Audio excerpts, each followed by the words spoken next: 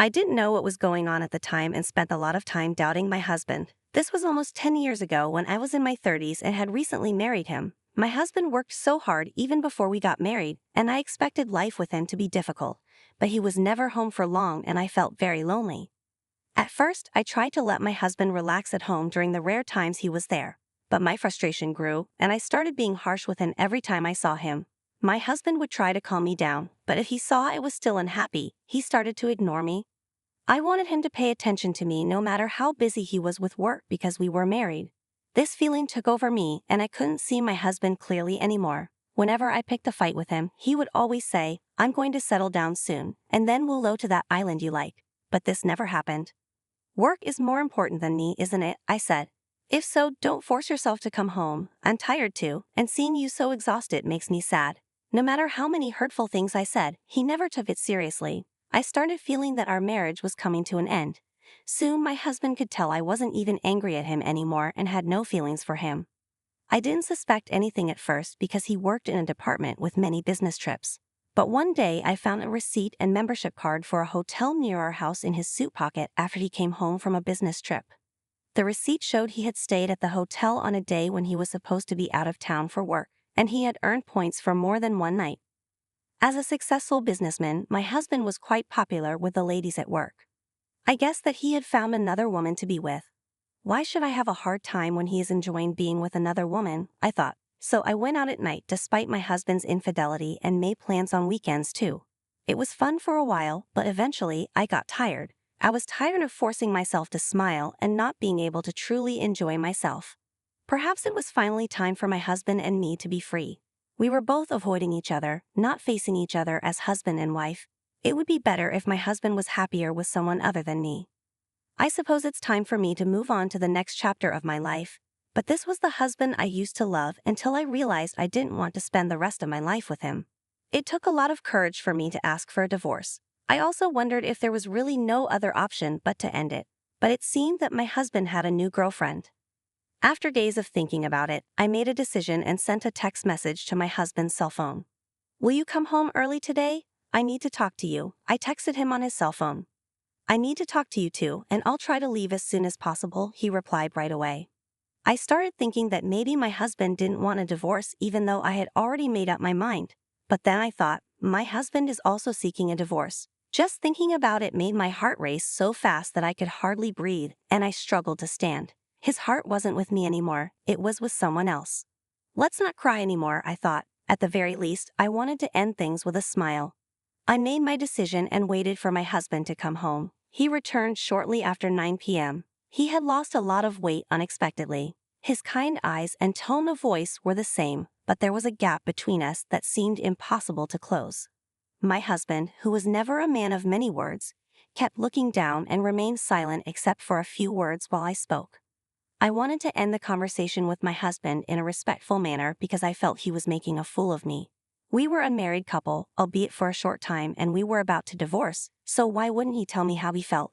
I became increasingly angry and started arguing with him. However, my husband remained silent and listened to what I had to say. I wanted him to say something, so I told him that I knew about his new girlfriend. He probably thought I was unaware. If he knew I knew everything, he would become impatient and make one excuse after another after hearing my words.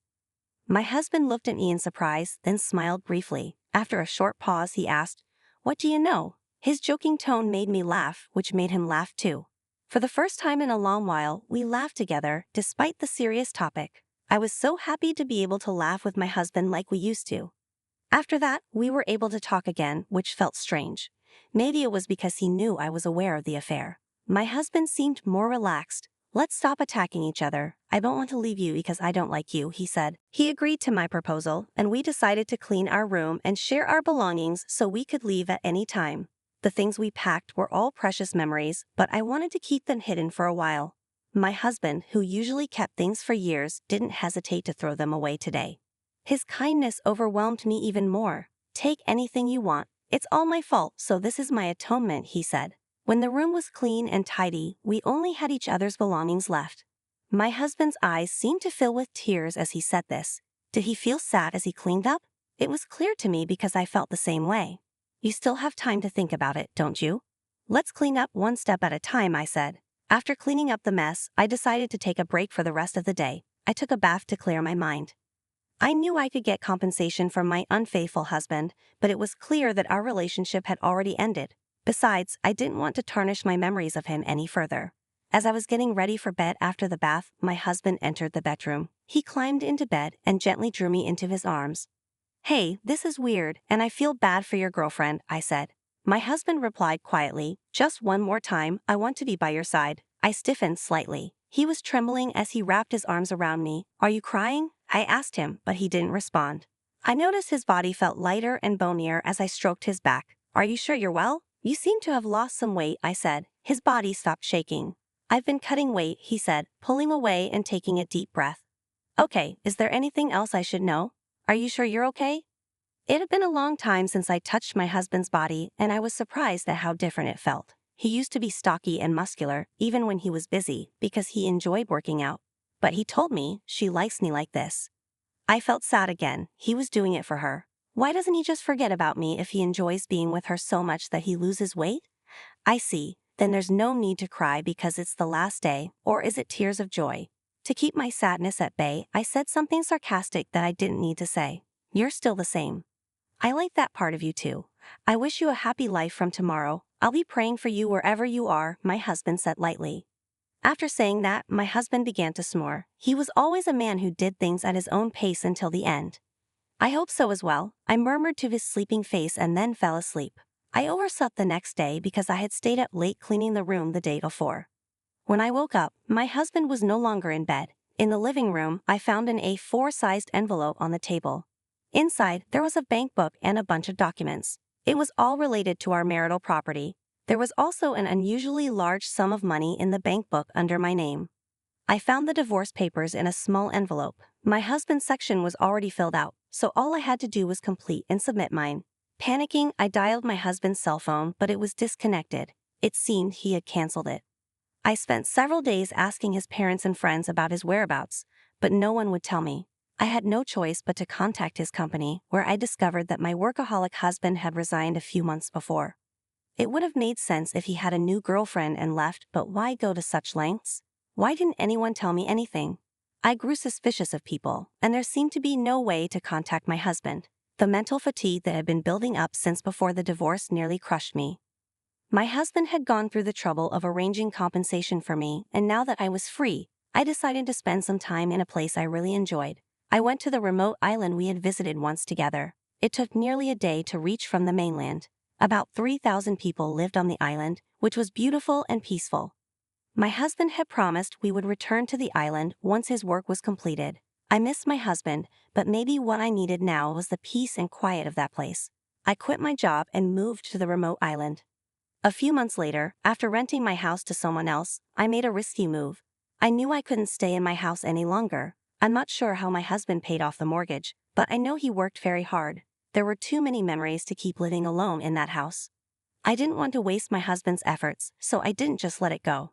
There were many strange things, but I couldn't ask my husband about them anymore. I planned to spend time on this quiet island, relaxing and letting myself go.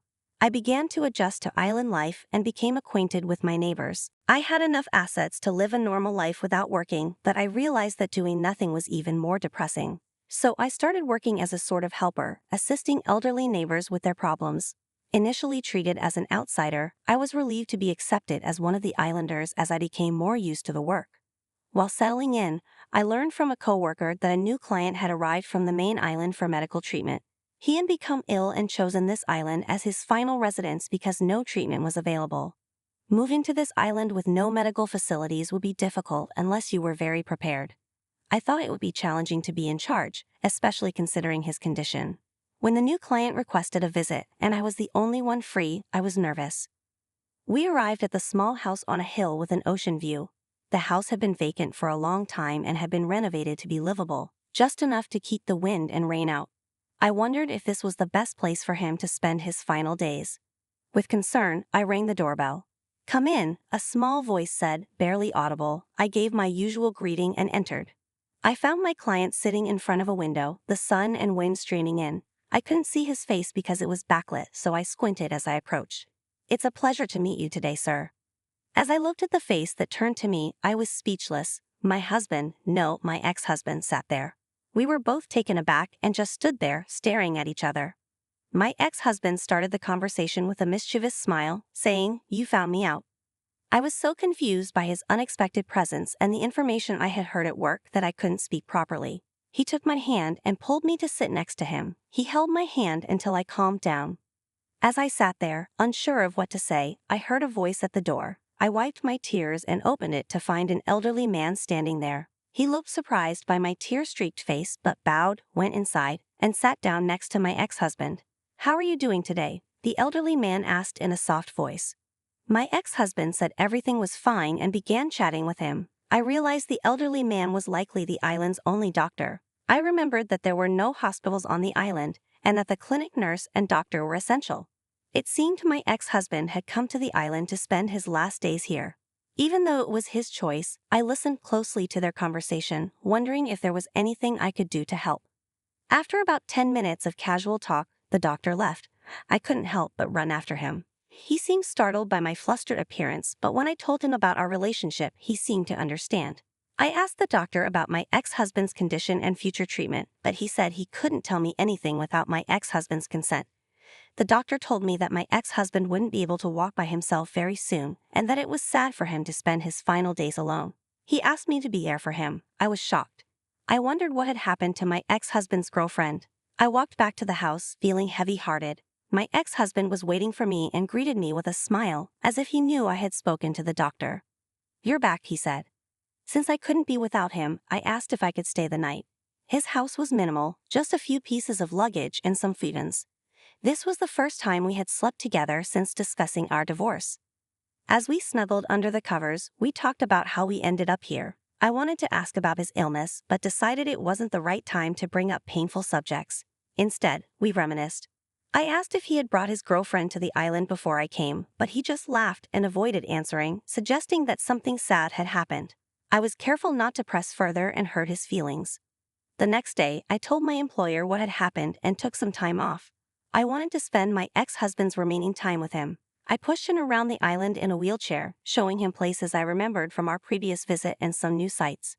It was fulfilling just to be together. I wish we had been this close when we were married. Even after the divorce, I found that my feelings for him had only grown stronger, but there was nothing I could do about it now. I knew that if I told my husband what was happening, he might get confused. So, like a supportive friend, I decided to stay by his side. The good times were short-lived, and the disease was taking a serious toll on him. His physical strength declined rapidly. He could no longer go out or even take the walks he had been looking forward to. Simple daily tasks became difficult, and he started falling asleep more often. The doctor visited every day, and the only small comfort was that my husband was no longer in pain.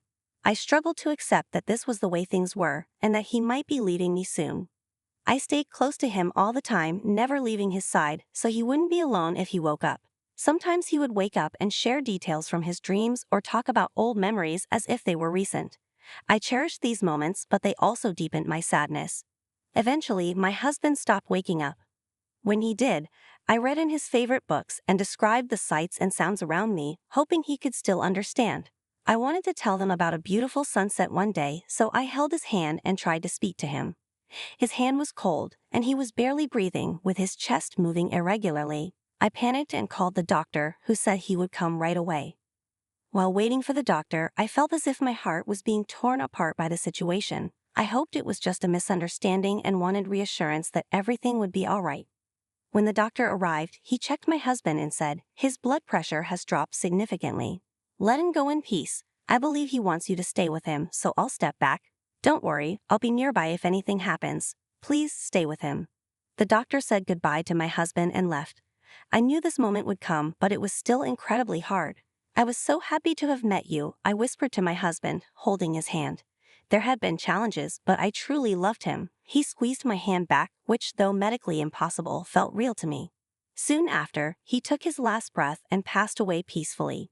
I cried a lot, but I was grateful to have been there with him at the end. After he died, I was so busy with arrangements and the burial that I didn't have time to grieve properly. When I finally got home and started sorting through his things, I found a huge pile of letters. Going through them, I found his familiar handwriting and was struck by nostalgia. My husband had written many letters to me. I remembered how much effort I had put into staying close to him. His letters began on the day we reunited. He had moved here hoping to see me again and was surprised and thrilled to find me. Reading his joyful and humorous letters made me smile. The letters included dates and showed that he had written to me every day. As his illness progressed, his handwriting became messier and the letters grew shorter, reflecting his worsening condition.